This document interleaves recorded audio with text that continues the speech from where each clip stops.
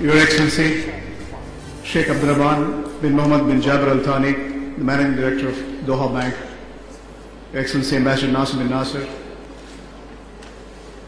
State of Qatar Permanent Representative to United Nations, Your Excellencies, distinguished businessmen, distinguished guests, ladies and gentlemen,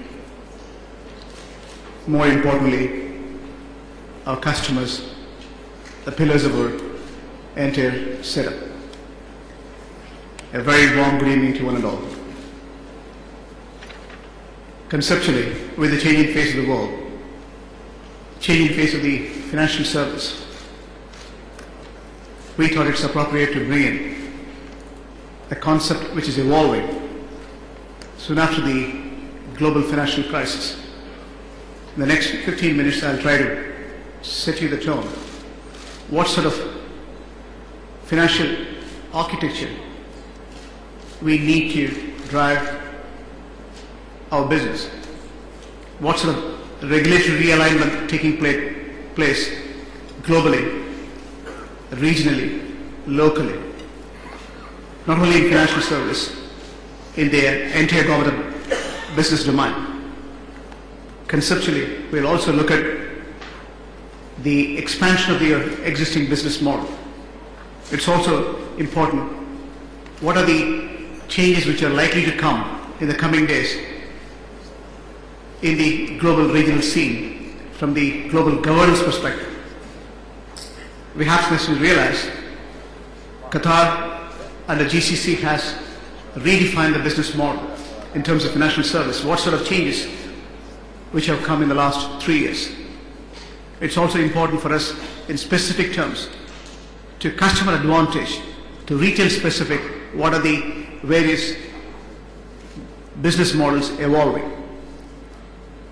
We know it is globalization, it is regulation, technology and consumerism redefining the world.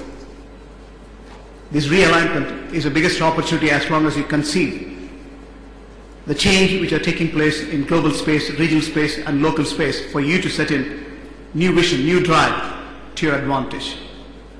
Sitting in the financial institutions, we realize it is not only shareholders who put in money, it's not only the regulators who are supervising it, it's not only the employees who's managing the financial institutions. Pillar at large is the centerpiece of the whole formation is the customer. Whether you call it as a local bank or a private bank, it is global truly and it is public at large.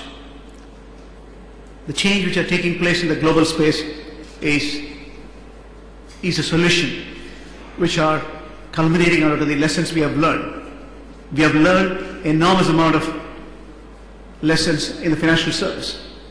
Investment banks who have engaged in creative, innovative accounting, setting products which are subprime, has infected the world and it transcended borders. It's not only infected the United States, the rest of the world has to pay a big price. In the process, when the global leaders have conceived, this is going to be a huge impact in the global space, not only from financial service perspective, from a global human perspective. Global institutions like United Nations, IMF, Banking International Settlements, International Monetary Funds are all coming to terms to understand world at large has to go through huge transformation.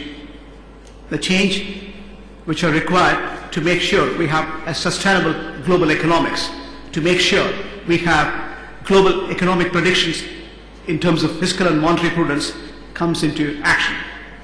If you look at the global economic outlook which was released last month by IMF, advanced economies are grossly underperforming, less than 3%, 2.4 to 2.6%.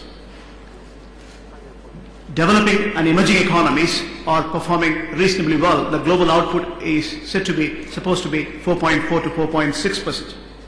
Emerging economies like India, China, coasting between 8 to 9% or 9 to 10%. Countries like China need soft landing. We are also seeing the changes which are taking place in the Middle Eastern economies. Social governance is getting redefined impacting the financial market, whether stock market, bond market, or property market, or the rest of the financial service. In the midst of all, we need to recognize commodity-driven economies like the Gulf states has to go through total reorganization in terms of overall financial stability. The change which we have seen in the last 3 years, building a public-private partnership, has been the telling story. It is the customers. For example, theoretically, if you take an institution that has got $1 billion as the shareholders' money, you borrow with that strength, with good capital adequacy, over 20 billion. A good financial institutions can borrow deposits and lend $18 billion. The largest stakeholders is customer. We recognize that that's precisely the reason why we want to set a clear vision for our customer advantage.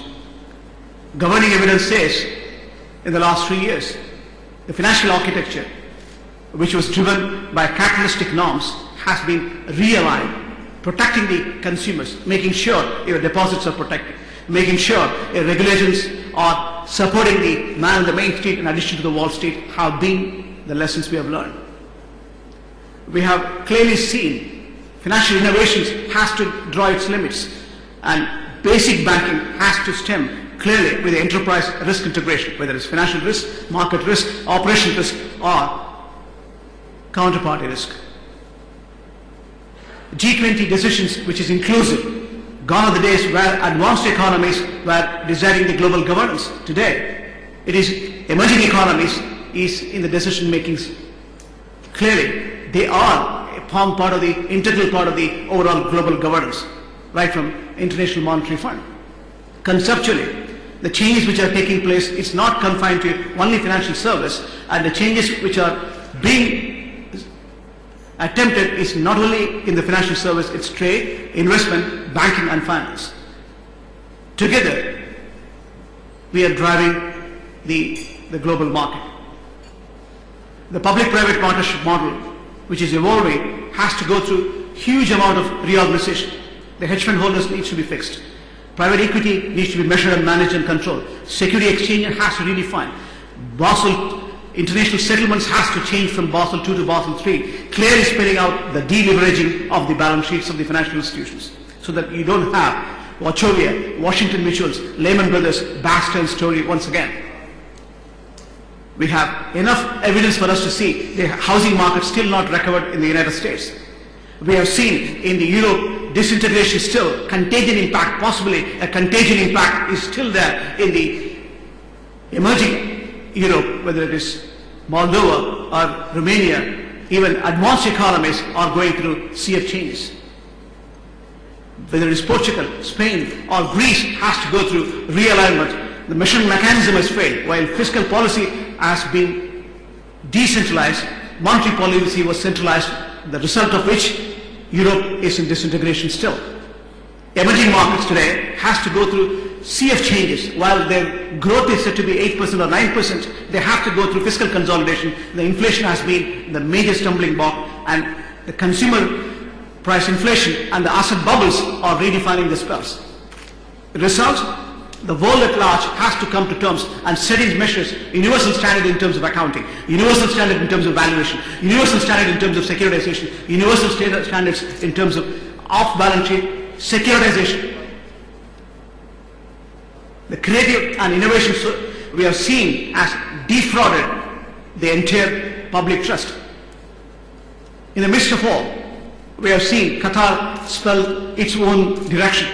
It was October 12th, myself and His Excellency Sheikh Abdurrahman, we were talking to each other one day night in Washington, and I was calling him, the changes are likely to come, and next day the Prime Minister of this country has pronounced Qatar government will take not less than 10 to 20% stake in the local listed banks to promote the consumer confidence. And again, when the stock market was deflecting, the hedge fund holders who came to this local market, disinvested and running away from this market because the home market was drying up, there was a sudden fall of 40%, February 2009. Result, central bank came in to rescue. Financial stability was the name of the game, and local listed investments were bought for not less than $1.8 billion. having done stress tests continuously, having seen the global impression on the asset price bubbles, conceptually we realized it is time for measuring the real estate. Qatar government again pumped $4.12 billion to make sure the distressed assets are bought over by the government.